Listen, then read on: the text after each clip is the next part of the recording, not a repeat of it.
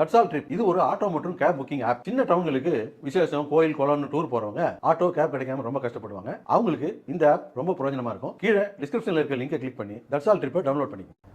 Ramesh Babu sir, இப்போ எல்லாரும் சமூக நீதி பற்றி பேசினாங்க. இப்போ இந்த தேர்தலை பொறுத்த வரைக்கும் யார் வெற்றி பெற வேண்டும் அப்படிங்கிற அதிக முக்கியத்துவம் இருக்கிறது. திமுகவுக்கு அடுத்த முறையும், ஏன்னா 67, 70 இந்த காலகட்டத்திற்கு பிறகு இதுவரைக்கும் பேக் டு பேக் திமுக ஆட்சிக்கு வந்ததில்லை. அதிமுக அந்த சாதனையை பலமுறை நிகழ்த்தியிருக்கு.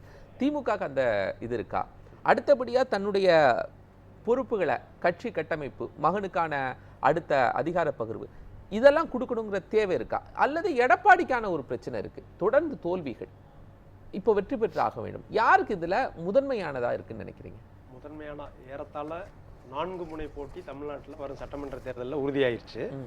4 முனை போட்டியில் திமுகவும் அதிமுகவும் பிரதான அணிகளா, ஏன்னா மற்ற கூட்டணி கட்சிகளோட சேர்ந்து சந்திக்கிறாங்க. அதில் பார்த்தீங்கன்னா 2 பேருக்கு தான் முக்கியமான இதாக இந்த தேர்தல் அமைந்துள்ளது. எப்படின்னு கேட்டிங்கன்னா, திமுகவுக்கு வந்து ஆட்சியை தொடர வேண்டும் அப்படின்ற ஒரு முக்கியத்துவம் இருக்கு. அதிமுகவுக்கு ஆட்சியை திரும்ப இந்த தோல்வியிலிருந்து, ஏன்னா தொடர் தோல்வியில் இருக்கிறதுனால ஆட்சியை பிடித்து அவங்க வந்து அதிமுக கட்சியை பலப்படுத்த வேண்டும் அப்படின்ற ஒரு எதிர்க்கட்சி தலைவர் அவர்களுக்கும் அது ஒரு முக்கியத்துவமானது இருக்குது. மீதி 2 அணிக்கு என்னன்னா, இப்போ விஜய் அவர்களுக்கு வந்து ஒரு கூட்டம் கூடுது, இளைஞர்களினுடைய ஒரு எழுச்சி, எந்த கூட்டத்துக்கு போனாலும் ஒரு எதிர்பார்க்காத அளவுக்கு அதிகமான கூட்டம். இது வரைக்கும் நம்ம பார்த்த கூட்டங்களில் இது ஒரு வித்தியாசமான கூட்டமாக இளைஞர்கள் வந்து ஆர்ப்பரித்து வர்றாங்க.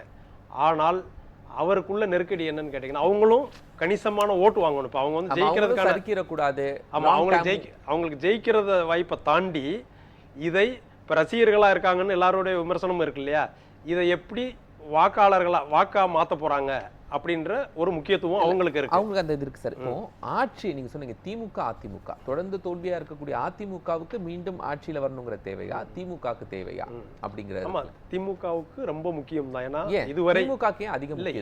இதுவரை திமுக வந்து தொடர்ந்து பேக் டு பேக், அதாவது தொடர்ந்து ஜெயிக்கவில்லை சட்டமன்ற தேர்தலில். அந்த வரலாற்றை மாற்ற வேண்டும் ஒன்று.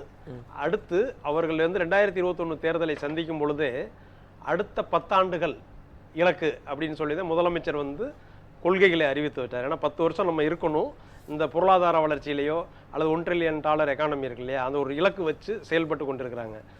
நிறைய விஷயங்களை இப்போ பொருளாதார ரீதியாக அதை சாதித்தும் காட்டியிருக்கிறார்கள். அது வந்து முன்பிருந்த ஆட்சியினுடைய தொடர்ச்சியாகவும், தமிழ்நாட்டில் அந்த சூழ்நிலையும் பொருளாதாரத்துக்கு ஏற்றவாறு மக்களுடைய உழைப்பு, இங்கே உள்ள சூழ்நிலையும், ஏன்னா தொழில்துறையில் எப்போவுமே டாப் 3ல் இருக்குது இந்தியாவில், அந்த சூழ்நிலையும் பயன்படுத்தி இந்த 5 ஆண்டுகளில் பொருளாதார வளர்ச்சியிலையும் ஒரு முன்னணி மாநிலமாக நிர்வாகத்தின் மூலமாக திறம்பட செய்திருக்கிறார்கள். அது தவிரவும் இதை கண்டினியூ பண்ணுறதுக்கு அவங்களுக்கு ஆட்சின்றதை தவிர திமுக கட்சியை ஆட்சியிலேருந்து மீண்டும் தொடர வைக்க வேண்டும் அப்படின்ற ஒரு அவங்களுக்கு வந்து ஒரு முக்கியமாக இருக்குது.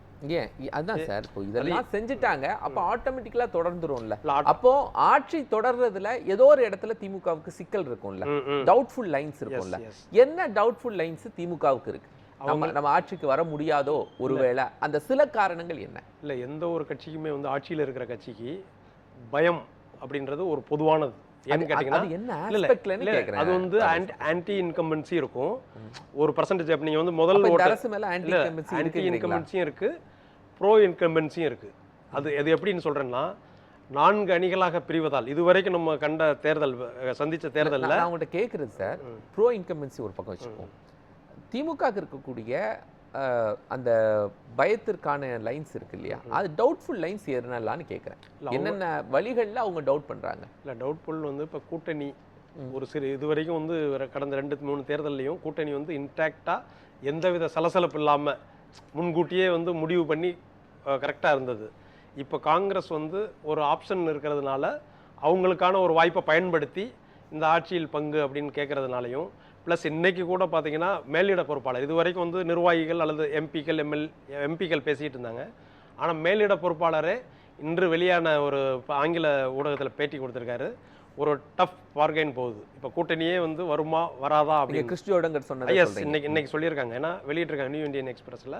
அவர் என்ன சொல்றாரு, நாங்களும் தயார், ஆனால் ஆட்சியில் பங்கு ஓப்பன் காலிங் கொடுத்துருக்காங்க. அவங்க ஓப்பன் காலிங், ஏன்னா அவங்க வந்து சூட்சகமாக சொல்லியிருக்காரு. இந்த பிரச்சனையும் கூட்டணி வந்து இதுவரைக்கும் நடந்த தேர்தல்களில் திமுகவுக்கு பெரிய தலைவலியாக இருந்ததில்லை. ஆனால் இந்த தேர்தலில் காங்கிரஸ் வந்து அது வந்து ஒரு பெரிய சவாலாக, அந்த கூட்டணி இணக்கமாக இல்லாமல் ஒரு சலசலப்போடையே இருக்கிறது. அது ஒரு பாயிண்ட்டு. அதனால் அவங்களுக்கு ஒரு சின்ன பதட்டம் இருக்கத்தான் செய்கிறது. ஆனால் அவர் முதலமைச்சர் வந்து பார்த்திங்கன்னா ஒரு நீண்ட நெடிய அரசியல் பாரம்பரியம், தமிழ்நாட்டு அரசியலை வந்து நன்கு அறிந்தவர். அந்த அடிப்படையில் சில கூட்டணி கட்சிகளை யாரையுமே விட்டுட்டு போக வேணாம், ஏன்னா வெற்றி ஒன்றே முக்கியம் அப்படின்ற ஒரு இலக்கோட அனைத்து தரப்பையுமே இணைத்து வரும் தேர்தலை சந்திக்கணுன்றதுல ஒரு முக்கியத்துவமாக இருக்காரு. வேற என்ன பிரச்சனைகள் இருக்கு? இல்லை, வேற பிரச்சனைகள் வந்து அவங்களுக்கு வந்து பார்த்தீங்கன்னா, இப்போ எதிர்க்கட்சிகள் பிரிந்திருப்பது அவங்களுக்கு பிரச்சனையா இல்லை. ஏன்னா எதிர்க்கட்சிகள் பிரிந்திருப்பது அவங்களுக்கு ஒரு சாதகமான சூழ்நிலை இருக்கிறது. ஏன்னா எதிர்க்கட்சியில் இதுவரைக்கும் சென்சில் பார்த்தீங்கன்னா அதிமுக திமுக ரெண்டும் மட்டுமே தான் கூட்டணியாக இருக்கும். சீமான் வந்து தனியாக களமாடுவார். அது பெருசாக ரெண்டு கட்சிகளும் ரெண்டு கூட்டணியும் பிடிக்காதவர்கள் வந்து இது வரைக்கும் ஓட்டு போட்டிருக்காங்க. அந்த ஓட்டு வந்து ஒரு குறைந்த சதவீதத்தில் இருக்குது. இப்போ விஜய் வருகையினால ஒரு கணிசமான வாக்கு பிரிவதற்கான வாய்ப்பு. அவங்க வந்து ஒரு என்னென்னா ஆட்ட குலைப்புன்னு சொல்லுவாங்க. எப்படின்னா ரெண்டு பேருக்குள்ள வெற்றி வாய்ப்பை, இப்போ திமுகவுக்கும் அது வந்து பாதிப்பாக இருக்கலாம், அதிமுகவுக்கும் பாதிப்பாக இருக்கலாம் சில தொகுதிகளில். இப்போ வெஸ்டர்ன் பெல்ட் எடுத்திங்கன்னா மேற்கு மண்டலத்தில் அதிமுக எப்போவுமே வந்து ஒரு சாலிட் வின் பண்ணுது சட்டமன்ற தேர்தலில். ஆனால் பாராளுமன்ற தேர்தலில் வேறு மாதிரியான ஒரு அணுகுமுறை மக்கள் எடுக்கிறாங்க.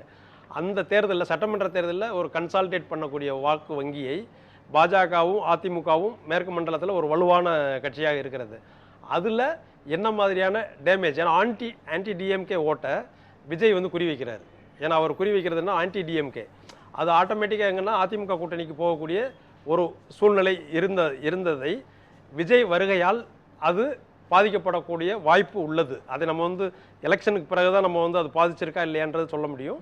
இப்போ அரசியல் விமர்சகர்கள் பொதுவான பார்வையாளரை பார்க்கும்போது அதற்கான ஒரு பின்னடைவை சந்திக்கக்கூடிய வாய்ப்பு இருக்குது. ஏன்னா விஜய்க்கு வந்து பார்த்தீங்கன்னா மேற்கு மண்டலம் எல்லா மண்டலத்திலையுமே வந்து ஒரு கணிசமான வாக்கு இருக்கிறதாக பொதுவான கருத்துக்கள் சொல்கிறாங்க. ஆனால் அதே மாதிரி தென் மாவட்டங்கள்லையும் பார்த்தீங்கன்னா ஒரு இப்போ சசிகலா திரு ஸ்டாலின் அவர்கள் ஏன் விஜயையும் திரு எடப்பாடியையும் நாம் தமிழர் சீமானையும் ஒரு பொருட்டா எடுக்கிறது இல்லை? அவர் இல்லை அவர் வந்து அந்த கேம்குள்ளே கொண்டு வர்றதில்லை. அவர் அதிமுகவையும் விமர்சிட்டு இருந்தார். இப்போ என்னன்னா அதிமுகவில் உள்ள சூழ்நிலையை கருதி எப்படின்னா அதிமுக வந்து என்டிஏ கூட்டணி அதிமுக கூட்டணி. ஏன்னா இது வரைக்கும் எப்படின்னா அதிமுக தலைவரை தான் சந்தித்து எல்லாருமே வந்து கூட்டணிக்கு பொதுவாக பேசுவாங்க. இந்த தேர்தலில் கொஞ்சம் வித்தியாசமாக என்னென்னா எல்லா கூட்டணி கட்சிகளும் பாமகவை தவிர மீதி கட்சிகள் வந்து என்டிஏ அணிகள் இருக்குது. இப்போ தினகரன் கூட நேற்று சொல்கிற டிடிவி தினகரன் அவர்கள், நாங்கள் வந்து பாஜகவிடம் தான் பேசி எங்களுடைய தொகுதியை வந்து முடிவு செய்வோம் அப்படின்றாங்க. இந்த மாதிரி ஒரு சின்ன குழப்பம் இருக்குது. அதனால தான் அவர் என்ன ரெண்டாக பார்க்குறாரு. இப்போ அதிமுகவையும் விமர்சிக்கிறாரு, எதிர்க்கட்சி தலைவர் அவர்களையும் முதலமைச்சர் விமர்சிக்கிறாரு, அதே சமயம் என்டிஏவையும் அவர் வந்து விமர்சிக்கிறார். எப்படி சொல்கிறாரு, தமிழ்நாட்டில் வந்து பாஜக வரக்கூடாது, அந்த பாஜகவை வழக்கமாக 2-3 தேர்தலில் அதை விமர்சித்து வெற்றி பெற்றிருப்பதால். ஏன்னா திமுக அணியில் என்னென்னா பாஜகவை சொல்லி தான் தமிழ்நாட்டில் அது எந்த தேர்தலாக இருந்தாலும் உள்ளாட்சி தேர்தல் தவிர அவங்க வந்து அதை சொல்லி விமர்சனம் பண்ணி தான் ஆன்டி பிஜேபி ஓட்டை திமுகவுக்கு கன்சால்டேட் பண்ணுறாங்க. அந்த ஒரு காரணத்தினால தான் அவர் வந்து என்டிஏ இப்போ வந்து என்ன இப்போ ஒருபடி மேலே போய் முதல்ல வந்து எதிர்க்கட்சி தலைவர் அவர்களை தான் விமர்சிக்கிறார் அதிமுகவை, இப்போ என்டிஏவை விமர்சிக்க ஆரம்பிச்சிருக்காரு. சரி, நன்றி. சுருக்கமாக அசோசியேட் ட்விட்டர் போர்டில் வந்து நேயர்கள் கரெக்டாக சொல்லியிருக்காங்க. ஏன்னா ஆட்சியை பிடிப்பது தான் ஒவ்வொரு கட்சிக்கும் ஒரு முக்கியத்துவமாக இருக்கும். அந்த அடிப்படையில் திமுகவுக்கும் அதிமுகவுக்கும் இது வந்து ஒரு முக்கியமான தேர்தலாக அமைஞ்சிருக்கு. ஏன்னா ஒரு டிஃப்ரெண்ட் சூழ்நிலையில் நடக்கிறதுனால அவங்க 2 பேருக்குமே வந்து முக்கியமானதாக இருக்கும்.